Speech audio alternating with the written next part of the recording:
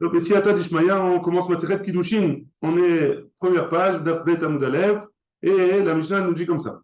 Aisha Niknet, Beshalosh Drachim, Vekona et Atzma, Bishte Drachim. Donc, en fait, les Kiddushin, c'est quoi? C'est une acquisition de la femme, l'homme il acquérit la femme, et elle est acquise par trois chemins. On va faire le détail de ces trois chemins. C'est quoi ces trois chemins? On va le voir plus tard. Et par deux chemins, elle se libère de son propriétaire, entre guillemets, de son mari. Elle se libère par deux chemins de son mari. C'est quoi les trois chemins? Niknet Bekeset, avec de l'argent. Donc si jamais le mari lui donne de l'argent pour se marier avec elle, alors le mariage il marche. Bishtar, ou alors avec un contrat de mariage, comme par exemple une Ktuba, hein, la Ktuba d'aujourd'hui. Et oui, Bishtar, a priori, hein, c'est pas. On va rentrer dans le détail de tout ça après. Hein. Ou Mébia, ou alors en faisant la mitzvah, en faisant la mitzvah aussi, le mari acquiert sa femme. Un, deux, trois. Un, trois, ou là, ou ça.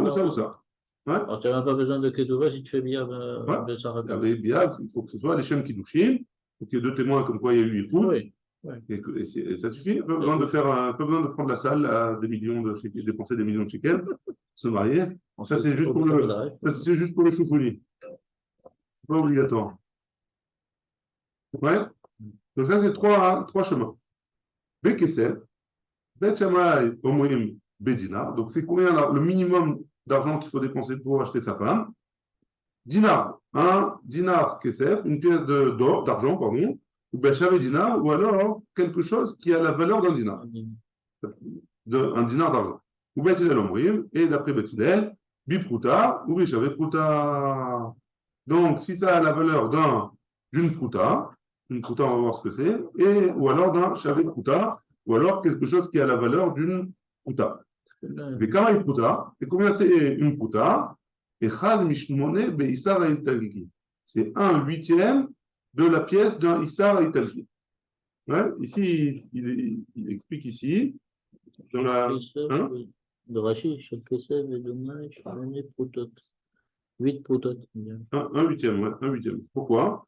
Parce que si jamais, voilà, le Issar Italki, c'est une pièce d'argent, et pour que cette pièce d'argent, elle tienne, ça ne peut pas être de l'argent pur, parce que l'argent pur, il est liquide, hein, il ne peut pas tenir. Donc, qu'est-ce qu'on fait? On mélange avec d'autres matériaux. Hein? Et c'est quoi la quantité dans une pièce de Italki? C'est quoi la quantité d'argent qu'il y a? C'est 1/8. Arba Gargire Seora. Donc, c'est pardon, c'est pas 1/8, c'est 4, c'est le poids de 4 graines d'orge. Et donc, c'est quoi la pruta? C'est quoi la pruta? C'est la quantité d'argent donc on a dit 1/8 de la quantité d'argent qu'il y a dans une pièce dans Issar et Italki. Combien il y a d'argent dans une pièce de Issar et Italki? Il y a 4 graines d'orge. Hein? Donc 1/8 de 4 graines d'orge d'argent, ça fait quoi? Ça fait une demi graine d'orge. Hein? Le poids d'une demi-graine d'orge en argent. Donc, c'est pas grand-chose. Hein?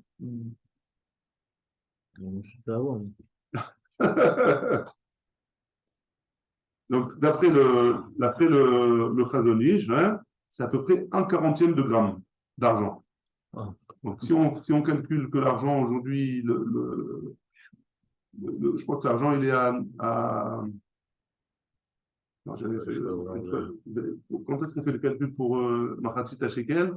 Le Machatzit Shekel, c'était 9 grammes d'argent, c'était à peu près 25 ou 26 shekels. Donc, 1/40, donc un neuvième de ça, ça fait 1/40 de 3 shekels à peu près, c'est rien du tout, quoi. Hein. C'est 20 centimes. Même pas. Donc, c'est pas grand-chose. Vekona et Tatsma, Beget. Donc, maintenant, ça, c'est les trois manières on a parlé des trois manières de se marier avec une femme. Donc, on a dit, on répète, il faut s'en rappeler parce qu'on va parler de ça pendant plusieurs pages. Hein. Donc, c'est quoi? C'est en lui donnant de l'argent, en lui donnant un contrat de mariage, ou en lui donnant, en se faisant la mitzvah avec elle. Hein. Ça, c'est trois chemins. Maintenant, on avait dit qu'il y avait deux chemins pour qu'elle se sépare de cette union-là. Le Kona et Tatsma, Beget, ou en recevant un guet, ou Bemita Tabal, ou alors avec la mort du mari. Dans ces deux cas-là, alors elle est divorcée de son mari. Ayebama, donc une Yebama, Niknet, Be, Bia, Vekona et Tatsma, Bachalitza, ou Bemita Tayaba. Donc une Yebama, c'est quoi une Yebama? On avait vu ça aussi dans la Maseret Yebamot. C'est une femme qui s'est mariée, et cette femme-là, elle a perdu son mari sans enfant. Donc cette femme-là, elle doit faire le hiboum avec le frère du mari. Hein. Donc comment elle fait le hiboum avec le frère du mari? En ayant une relation avec elle. Ouais, avec lui, pardon. Si jamais, pour que le hiboum soit effectif, il faut qu'elle ait une relation avec lui. Si jamais elle ne peut pas faire de hiboum, alors il fait khalitsa, ou elle fait khalitsa, ou alors le mari, enfin le yabam, il meurt, ou alors elle n'a pas de. Ça veut dire, s'il meurt entre-temps le frère du mari, alors elle est libérée. Hein, et qu'il n'a pas d'autre frère comme on va. Hein, il a pas de... Ça, c'est la Mishnah, première Mishnah de Masechet Kiddushin. Ouais. Quand on fait Yiboum, on prend n'importe quel frère ou tu prends le plus âgé d'abord? Alors, avec n'importe quel frère, c'est possible, mais on donne priorité au plus âgé. Mais c'est pas obligatoire. Obligatoire. C'est à qui il choisit? C'est lui. C'est lui qui choisit. Lui qui choisit. On continue. La Gemara, elle dit comme ça. Aïcha Niklet. Maïshna Acha, détané Aïcha Niklet. Pourquoi dans cette Mishnah-là, on a utilisé le mot Niknet, est acheté, hein, dans cette Mishnah-là? Pourquoi on a utilisé ça? Maïshna Atan, détané Aïsh Mekadesh. Et on va voir un peu plus loin dans le Perek Sheni, qu'il y a une Mishnah qui dit le mari, il fait des kiddushin, il se marie avec la femme. Il n'y a pas marqué Aïsh connaît, il achète la femme. Hein? Il y a marqué Aïsh Mekadesh. Pourquoi dans ce cas-là, on a utilisé le mot Kinyan et dans le Perek Sheni, on va utiliser le mot Mekadesh? Ça, c'est la première question de la Gemara. Hein? La Gemara, elle répond Mishum Deka Bael et Mitne Kesef. Parce que on va parler de Kesef, un des drachim, un des chemins pour pouvoir se marier, c'est avec de l'argent. Et donc, comme avec de l'argent, en général, on achète des choses, on fait un Kinyan avec. Donc, c'est pour ça que la Mishnah, elle a utilisé le terme Kinyan. Ouais, Aïcha Niknet. Donc, c'est pour ça qu'elle a fait ça. Avec Kesef, Menalan. Et la Gemara pose la question d'où est-ce qu'on sait qu'on peut faire un mariage avec de l'argent? On a fait une Xerashava entre Kicha, parce qu'il y a marqué au sujet d'une femme, hein, que Kikar Ishisha, la Gemara elle va en parler. Ouais. Il y a marqué dans le cas d'une femme que Kicha, lui, il va prendre une femme, Ishisha, et il y a marqué dans Ephron, il y a écrit ici dans le cas des mariages, Kikar Ishisha, pour Tivatam, il y a écrit dans le cas de Ephron, quand Abraham il a acheté la Marpella, il y a marqué Natati Kesef Asade, Kar Mimeni, j'ai pris le Kesef Asade, prends de moi. Ouais. Il y a marqué Kar aussi. Et là, on parle d'argent. Donc, dans le cas de la femme, c'est aussi, ça marche avec de l'argent. Vekicha, qui crée Kinyan. D'où est-ce qu'on sait que la Gemara, elle explique que Kira, le fait d'acheter, ça s'appelle un Kinyan, dirtiv, comme c'est marqué dans Bereshit, Asadeh, Asher Kana Abraham, le champ que Abraham il a acheté de Ephron. Une amie, ou alors, je peux me dire, sa dot, Kesef Iknou, il y a marqué dans Yermia, que les champs, ils ont acheté avec de l'argent, Tané, Aïcha, Niknet. Et c'est pour ça que le Tana de notre Mishnah, il nous a enseigné, la femme, elle est niknet, elle est achetée, et par trois chemins.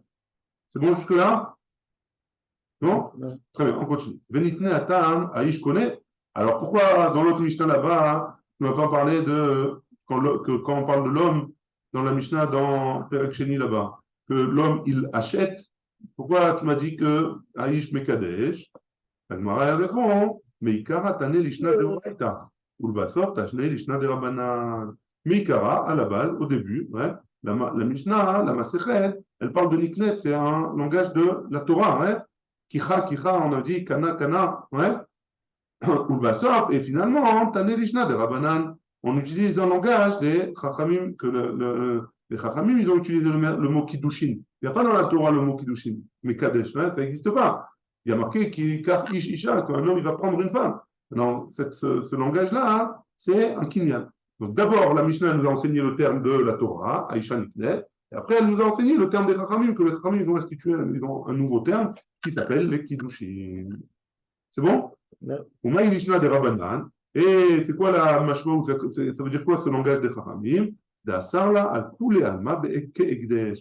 Pourquoi les Chachamim ils ont insisté sur le mot Mekadesh pour nous préciser qu'à partir du moment où le mari, enfin où l'homme il se marie avec la femme, cette femme-là, elle est interdite à tous les autres hommes du monde entier. Cette femme elle est mariée, une fois qu'elle est mariée, elle est interdite à tous les autres hommes du monde entier tant qu'elle est mariée. Ouais. C'est pour ça que les Chachamim ils ont utilisé un langage de Ekdesh, comme quelque chose qui est Ekdesh, qui appartient au Beth Amikdash, ouais.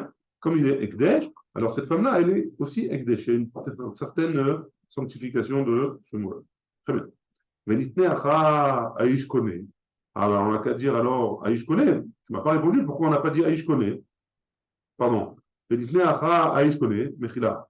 Tu m'as expliqué la question. La Gemara, elle pose la question. Pourquoi dans la première Mishnah de la Masechet, tu me dis que tu me parles au passif, que la femme, elle est achetée ou elle est mariée par son mari? Dis-moi que le mari, il achète la femme. Pourquoi tu ne l'as pas enseigné comme ça? Pourquoi tu m'as parlé de la femme d'abord? Mishum de Kabae lemit nasefa. C'est pour nous enseigner la fin de la Mishnah. C'est quoi la fin de la Mishnah? On a dit au sujet de la Yibama, mais Kona Atma Betida, ou alors avant la Yibama, quand elle divorce la femme, comment la femme, elle se rachète elle-même? De deux manières, on avait dit, ou par le guet, ou par l'amour du mari. Tanana Mirecha, Bedida. Et donc, pour ça qu'au début de la Mishnah, on a parlé de la femme et pas de l'homme. Beditne, Aishkone, ou Makne. Alors, on n'a qu'à enseigner que la femme, l'homme, il achète, ou alors il se marie, ou alors il divorce de deux manières. Hein? Il se sépare de la femme de deux manières. Pourquoi tu ne me dis pas comme ça? Hein? Mishum Deika Mitat Baal. Non, parce qu'une des deux manières pour que la femme elle se sépare de l'homme, c'est avec la mort du mari. Ce n'est pas le mari qui donne le divorce à la femme ou donne qui il libère la femme. Ouais. Mais chez Maya, c'est du ciel quand on a décidé que le mari allait mourir, que dans ce cas-là, elle est libérée. Mais le mari, il n'est pas makné par sa mort. La femme, c'est la Kadosh Baruch Hu, il envoie la mort sur la personne. Alors, allez, nouvelle FM.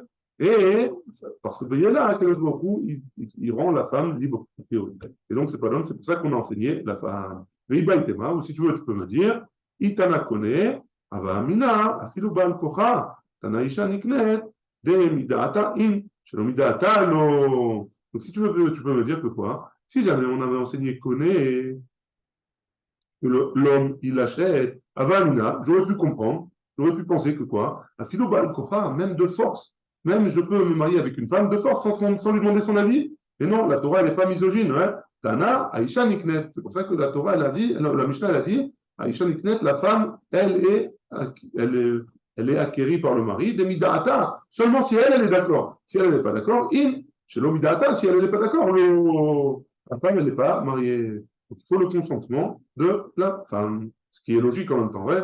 Il y a certains endroits dans le monde où on ne demande pas l'avis de la femme. Ouais, c'est vrai.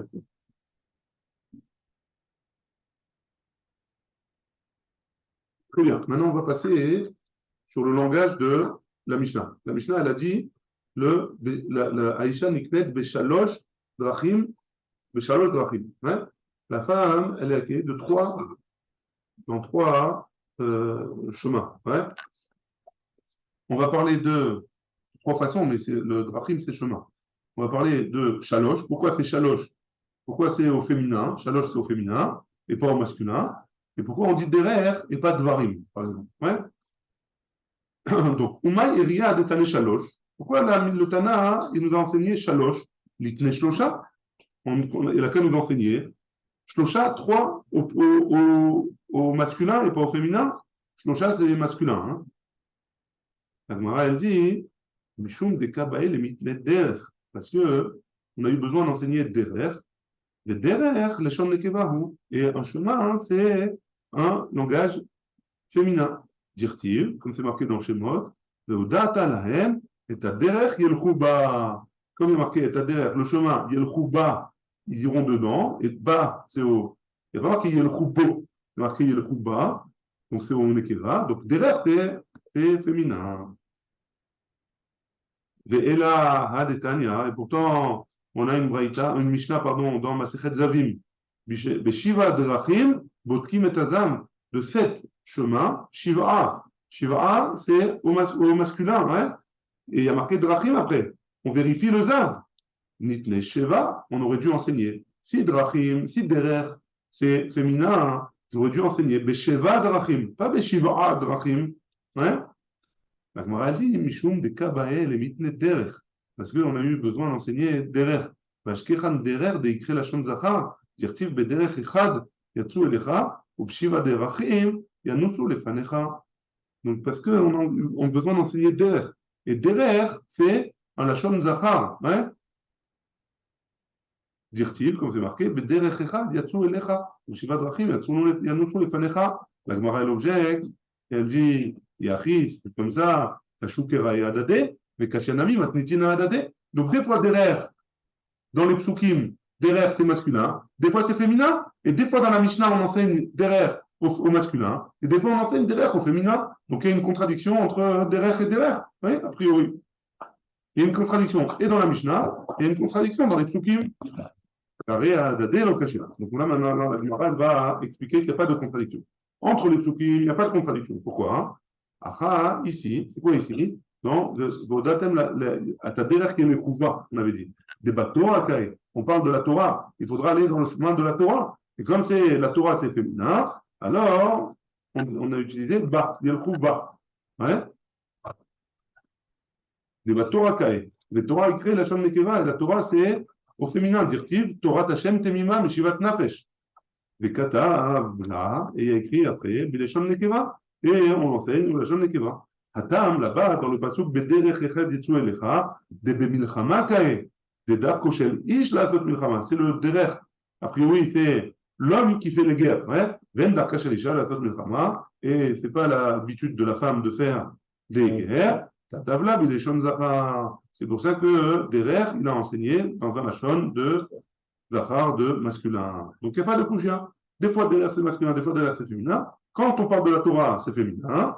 Quand on parle de la guerre, c'est masculin. Logique, a priori. Matnitin, hadade lokashim. Même dans les Mishnayot, il n'y a pas de contradiction. Acha, il y a le gabei shakae. Ici, dans notre Mishnah, on parle d'une femme. Et donc, katanela bilshon nekeva. C'est pour ça qu'on a enseigné dans un langage de féminin. C'est pour ça qu'on a dit shalosh drachim. Hatam, là-bas, dans le cas de la Mishnah de Zav, de Gabé Ishkae, on parle d'un homme. Zav, c'est une maladie comme un homme qui a des écoulements qui sont de malade. Ce n'est pas Zera Levatala, pas une Zera, c'est pas du Zera, c'est une maladie. Il y a des écoulements de la base qui sortent, d'une certaine couleur, et donc on doit vérifier. Donc si jamais c'est un homme, alors comme c'est un homme là-bas, on enseigne, on a changé Zachar, au masculin.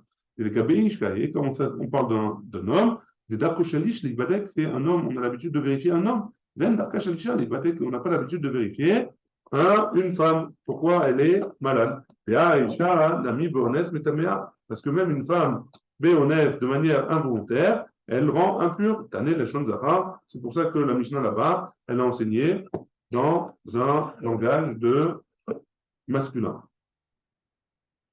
C'est bon jusque-là? Donc, a priori, on sait toujours pas pourquoi. Enfin, si on sait. Pourquoi on a enseigné Shalosh au féminin? Parce que ici, on parle d'une femme. Quand on parle d'une femme, on a dit Shalosh Drachim. Ouais? Non? C'est Ish, non? Le Shalosh Drachim. Non, Aïcha Niknet. La femme, elle est acquise par Shalosh Drachim. Donc, c'est comme c'est une femme, c'est au féminin. Maïta Amata les Shalosh, Mishum Drachim. Donc, on a dit pourquoi on a enseigné Shalosh, on a enseigné 3. Mishum Drachim, parce qu'on a dit Drachim après. Nitne, Devarim, Venitne, Shelosha. Pourquoi tu me dis Drachim? Enseigne-moi Devarim, des choses. Pourquoi tu me dis des chemins? Enseigne-moi des choses. Il y a 3 choses qui font acquérir la femme à l'homme. Il y a 3 choses. Et donc, dans ce cas-là, tu aurais utilisé Shlosha au masculin. La Gemara a dit Mishum de Kabaïl et Mitne Bia. Parce que la Mishnah, elle va parler de 3 choses. Une des 3 choses, c'est la mitzvah avec l'homme, ou bien ikret derech. Et la bia, la mitzvah, ça s'appelle le derech, le chemin. Dirtiv, comme c'est marqué dans Michelet, le derech kever be'alma, ken derech isha menafen. Donc c'est pour ça qu'on a utilisé derachim. La Gemara, elle pose la question, atinar bia, kesef ushtar, meika lemema. Non, pourquoi tu me dis que tu vas vers la bia tout de suite, hein? Il y a deux autres choses. Il y a deux choses qui sont qu'on n'appelle pas des derrière, qu'on appelle des choses. Ouais. Il y a un qui s'appelle derrière, c'est la bien. Il y a shtar et kesef qui sont des dvarim, et il y a la bien qui est un derrière. Pourquoi tu me parles du minimum? On regarde le maximum, ouais. C'est quoi? Tu regardes la majorité. Et tu mentionnes des varim. Pourquoi tu mentionnes derrière? La Gemara, elle répond, Anachnamit serait bien et nous. Parce que les deux choses, même les deux autres choses, ils sont pour arriver à une conclusion de faire la mitzvah avec la femme. Ouais? C'est ça le Ika. Et si tu veux, tu peux dire, Hamani, qui c'est l'auteur de notre Mishnah, Rabbi Shimon, c'est Rabbi Shimon. De Tania, Rabbi Shimon, on a une braïta qui nous dit au nom de Rabbi Shimon, Mipnema, Amra Torah. Pourquoi la Torah, elle a dit, Ki ikar ish isha, que lorsqu'un homme, il prendra une femme pour se marier avec elle. Velo katav, Ki tilakar isha le ish. Elle n'a pas dit la Torah, hein, lorsqu'une femme, elle sera prise par un homme pour pour se marier. Hein? Parce que c'est la façon de l'homme d'aller après la femme. Et ce n'est pas à la femme de courir derrière l'homme. Machal et Adam, c'est comme une image d'un homme chez Avdalo Aveda qui a perdu quelque chose. Qui c'est qui va chercher qui? Est-ce que c'est la Aveda qui va chercher son propriétaire? Est-ce que c'est la chose qui a été perdue qui va chercher son propriétaire ou c'est le propriétaire qui va chercher ce qu'il a perdu? Bah, la Veda, mais Chazer à la Vedato, c'est celui qui a perdu qui va chercher la chose qu'il a perdue. Donc, pareil pour l'homme et la femme. C'est l'homme, il a été créé et la femme, elle a été créée. La femme, elle a été créée de la hanche de l'homme, de la côte de l'homme, pardon.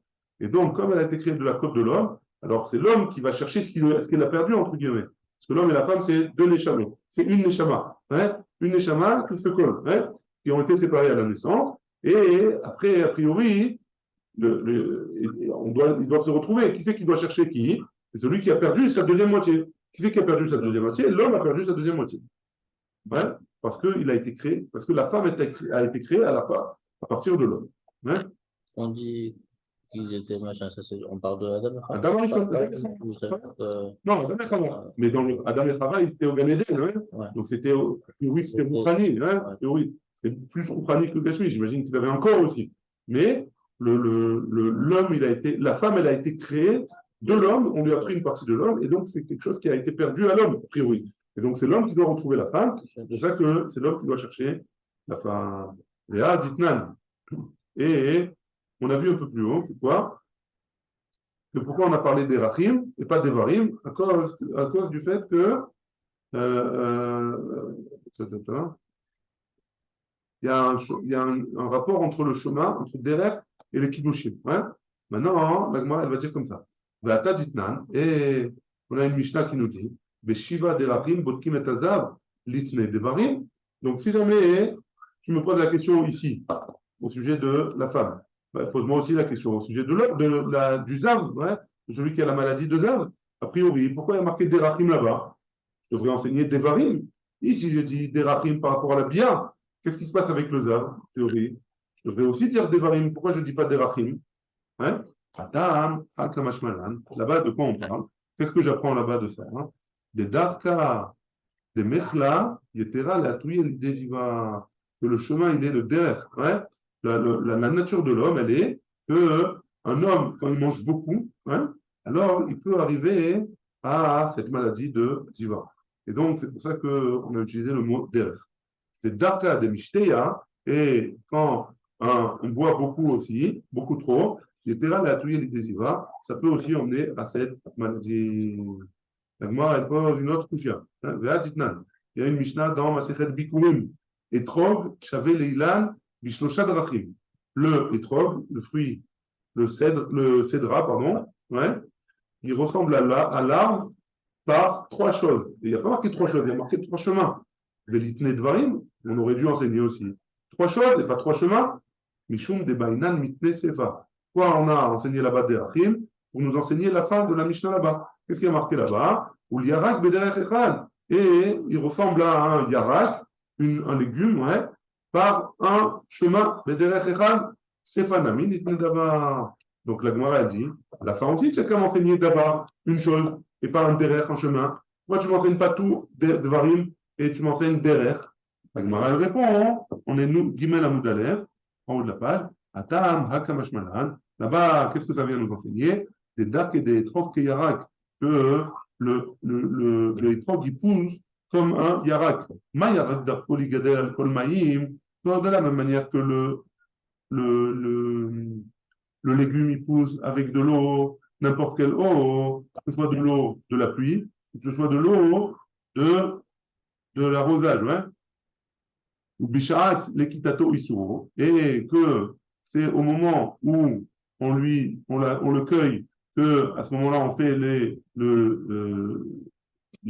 on prélève le issour, hein, on prélève le maaser, hein, a fait troc d'arco les gadel al maïm. Même le troc, il peut pousser sur n'importe quelle eau, que ce soit de l'eau de pluie ou de l'eau d'arrosage, hein. Bishat l'ekitato isuro, et au moment de la récolte, c'est à ce moment-là qu'on détermine le maaser. Et sur ça, on termine et on continuera demain. Bezrat Hashem. Baruch Adonai, Voilà, Amen. amen, amen.